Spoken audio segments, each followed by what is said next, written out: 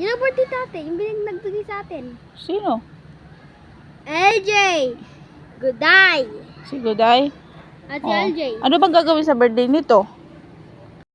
Kailangan natin yung panyet. Yung panyata.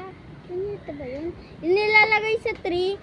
Oh. Kuya sa tree. At yun nakabikit. At ikaganon ka ng Yung palayok. Yun ang tuwa. Oo. At dapat nakabikit At dapat mo, ikaganon mo. O si Sian, anong gagawin niya? Sasayaw siya? At dalawa yung dapat ganun. Yung panyeta at yun yung kuha, kinukuha. Oo. Sabi niya, yung mga friends niya daw si Pogi. Tapos, Nananahan natin si Pogi. Isa na lang. sabi niya daw hindi niya friends eh. Sino bang pupunta dito sa birthday mo? Si Saksak. Sino pa? Sabi ni Bidyon kay mama. Sino pa? Gusto ko yan. Mama. Ayan mo. Sino pa? Bigto mo ako! O syempre, para alam namin kung sino. Para alam namin kung sino yung gusto mo. Bilis, Oh. sabihin mo na. Sino pa?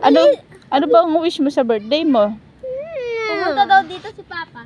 Sabihin mo. Kalayo ni Papa mo. Wala, hindi na.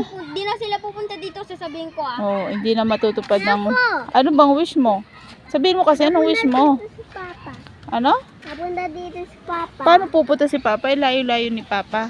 Di ba malayo yung Korea? Nagpipray ka, wari. Nagpipray ka ba? Anong pray mo? Ako na. Ano nga ang pinagpipray mo? Bakit? Ala yan.